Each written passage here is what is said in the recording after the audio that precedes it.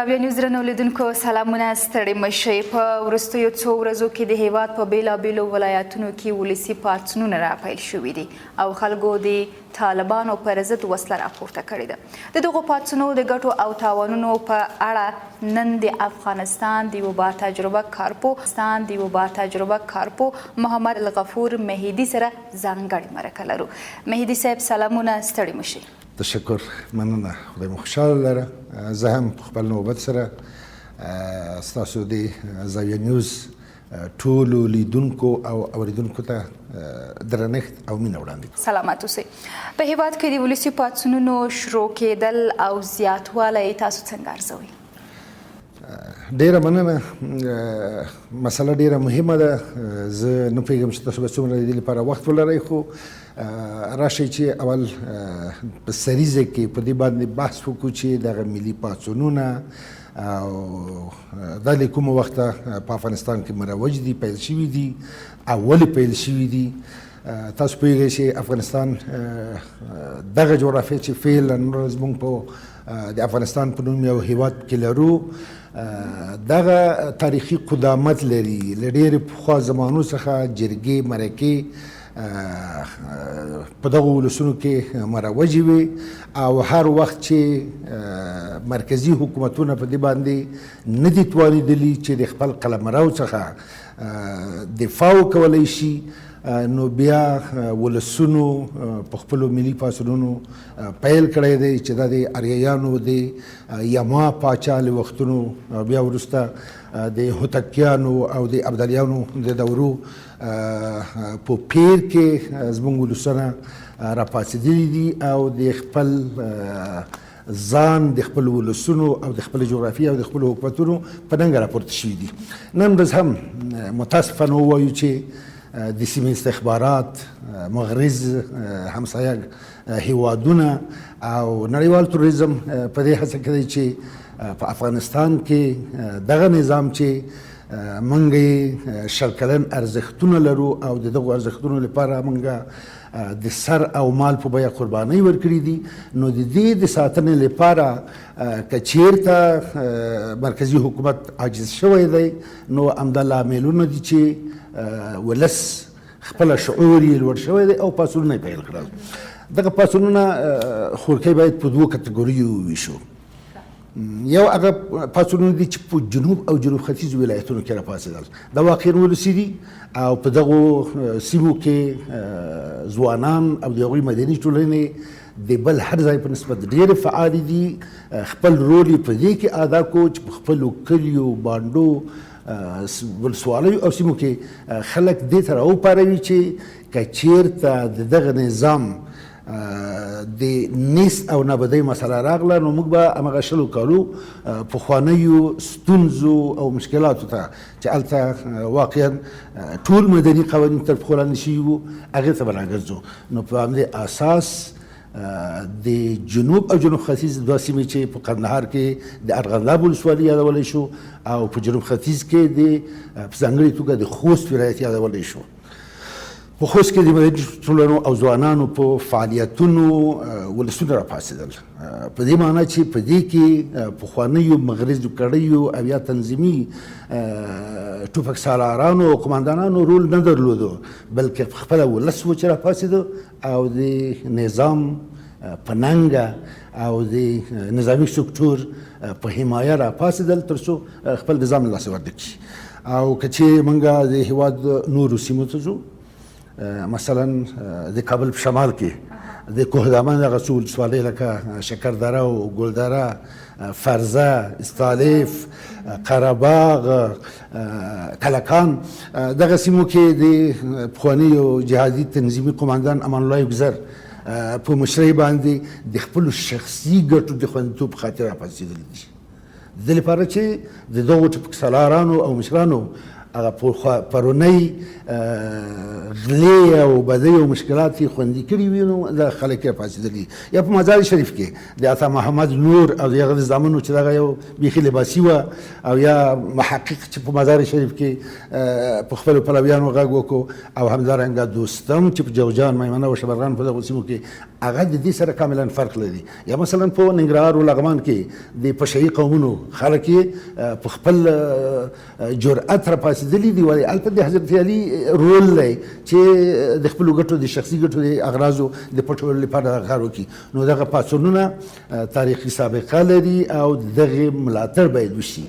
خو که تاسو نور دغه مسایل نه لرئ، زه کولی شم خپل مسایل. دقیقاً یوه بله پوښتنه مې همداسې ده، که دغه پاڅونونه په ښه ډول مدیریت نه شي، څه فکر کوئ چې بیرته به د حکومت لپاره دا سرخوږی وي او که نه؟ زما هدف همدغه دی. موږ زه د همدغې ستاسو له تریبون نه په دوو مسایلو کې عمده پیغامونه لیږدوم. اول مې ولس ته دی چې ولس د مغرضو کړیو قماندانانو تر نفوذ لاندې رانشي چې سبا د هغوی ګټې خوندي کړي. ځکه موږ په تېر کې د هغې نه ښې تجربې لرو. د ډاکټر نجیب الله په وختونو کې د دوستم ملیشې په همدغه شکل تقویه شوې، ولې سبا ته په خپله د ډاکټر نجیب د حکومت د راپرځولو او د هغه د کارونو د مخنیوي باعث وګرځېدې. په دولت هم غږ کوو چې دغه سم مدیریت کړي. په دغسې حالت کې چې دوی راپاڅېدلي دي او وسلې چې ورکول کېږي، دغه وسلې دي د یو منظم پلان له مخې په مشخصو اصولو کې خلکو ته ورکړي او سبا وکولی شي دغسې مدیریت کړي چې که امن شو، ضرورت شو، بیرته یې راټولې کړی شي چې خدا نخواسته په دې منجر نه شي چې سبا ورځ دغه ولسونه بیا ولس خو نه یاغي کېږي، خو دغه ډلې ټپلې او د هغوی په سر کې دغه مشران د دې باعث ونه ګرځي چې دغه خلکو نه یاغي ډلې جوړې کړي او سبا په خپله دولت لپاره یو سرخوږی وي. یو شمېر خلک ورته د ملیشه سازۍ په سترګه ګوري او حکومت په دې تورنوي چې شخصي ملیشې جوړوي. ستاسې له نظره دا خبره څومره حقیقت لري؟ ګورئ، ما مخکې ویلي چې که د جنوب او د جنوب ختیځو ولایاتو د قومونو پاڅونونه مثال راوړو، په هغې کې د دولت رول هیڅ نشته او هیڅ دا مسله نه ده چې دولت هلته ملیشه سازي جوړه کړي، ځکه ولس په خپله د خپلو شعور له مخې راپاڅېدلی دی. ولې ډار، ترس، ویره د شمال او د نورو سیمو نه موجوده ده چې که چېرته رښتیا هم دغسې ملیشه سازي وشي او دولت هغه سم مدیریت نه کړي، سبا بالکل په دې باندې منجر کېږي چې د دولت لپاره به یو سرخوږی وي او بیا به یې راټولول ډېر مشکل او ستونزمن وي. په هېواد کې د دغه ډول پاڅونو زیاتوالی څومره اړتیا لیدل کېږي فعلا په اوسني وخت کې؟ موږ په دې باندې پوهېږو چې زموږ وسلوال ځواکونه نن ورځ د پرون په نسبت ځواکمن دي، ښه دي او موږ امیدواري لرو چې سبا ورځ به له دې نه هم بهتر شي. ولې بیا هم موږ په وسلوالو ځواکونو کې په ډېرو صنفونو کې که هغه هوایي ځواکونه دي، که هغه دافع هوا دي، که هغه توپچي دي، که هغه دافع ټانک دي او نور په هغې کې موږ نهایت زیات مشکلات لرو.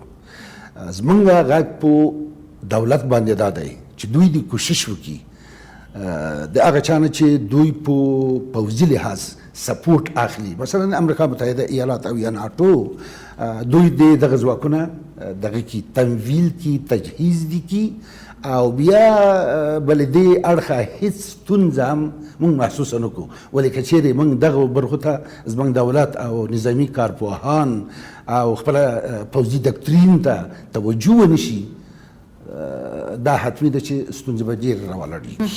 د یو با تجربه نظامي کارپوه په حیث د افغان ځواکونو وروستي لاسته راوړنې څنګه ارزوي؟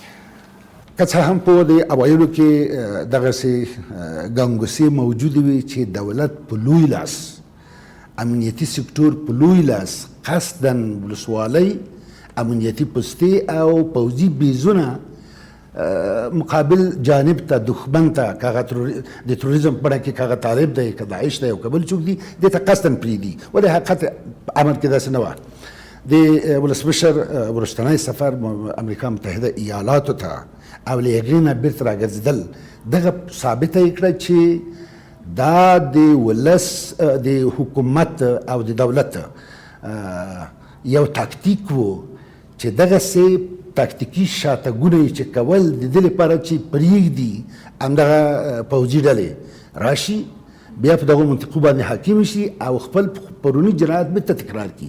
اوس ولس په سترګو ولیدل چې د طالبانو صرف په خوله دغسې مسایل خلکو ته افشا کېږي دغه کېږي ویل کېږي ولې په حقیقت امر کې دوی همغه خلک دي. فلهذا زه د یو پوځي او سیاسي شنونکي او کارپو په صفت وروستني شاتګونه او اوس چې دولت بیرته هڅه کوي هغه بیرته ونیسي دا په نیکفال نیسم ښه عمل دی ځکه په پوځي تاکتیکونو کې شاتګ شته د دغو د یو ځانګړو لنډ وخت لپاره اهداف په خاطر ولې په سبا که څه هم تلفات کېږي ولې د دښمن او د مقابل جانب د بدنامولو لپاره که دغه تلفات وشي هم څه مشکل نشته. د بهرنیانو له وتلو وروسته د افغان ځواکونو په وړتیا څومره باوري یاستئ چې روان وضعیت به دوی کنټرول کړي او د هیواد اراضي به دوی په ښه ډول ساتنه وکړي او که نه؟ ډېره مننه. تاسو پوهېږئ چې بهرني ځواکونه صرف نن ورځ په فزیکي لحاظ وځي ولې تقریبا دغه څو کاله متواتر ټول عملیات پوځي عملیات افغان ځواکونو کول او ناټو او امریکا ځواکونو به صرف د دوی د تجهیز او د روزنې دندې پر مخ وي. نو نن ورځ هم د خپل قلمرونه د نظام د قلمرونه ساتنه کوي او زه مطمئن یم چې سبا به یې هم وکړي. خو دوه مسایل دي. اوله مسله دا ده چې دوی د هر اړخه دغه ټول ځواکونه لکه مخکې مې چې سلفونو یادونه وکړه دا تجهیز او تمویل شي او دویم ده چې ښه مدیریت شي. د مدیریت لپاره سم پوځي کادرونه چې متاسفانه په دې اواخرو کې په دې نوم چې یا یې عمر ډېر شوی دی او یا یې په کومو هیوادونو کې چې هغه د ناټو او د امریکا متحده ایالاتو لپاره هغه هیوادونه یو سرخوږی و چې پرون پکې تحصیلات کړي وو دا یې په ناحقه دغه کړل تقاعد ته یې سا وکړل. نو د هغو ځواکونو نه د هغو کادرونو نه که استفاده وشي پوځي چارې ښې مدیریت شي زه مطمئن یم چې د نظام د شل کلونو ارزښتونو نه او د اوسنۍ جغرافیې د قلمرو نه په مېړانه دفاع وکولی شي. که د افغانستان په روان وضعیت کې د ګاونډیو پر رول لیک خبرې وکړو چې د وضعیت په خرابوالي کې دوی څومره رول لري؟ همدغه ګاونډیان دي چې زمونږ د چارو د خرابولو باعث ګرځېدلي دي په هره برخه کې. مثلا په نظامي برخه کې موږ ته تروریستي ډلې هم تمویل کړي دي هم یې روزلي دي هم یې اوس هم سپورټ کوي رالیږي او په اقتصادي لحاظ یې هم کوشش کړی دی چې همدغو تروریستي ډلو ته زموږ د عمده زیربناو د تخریب وظایف ورکړي دي.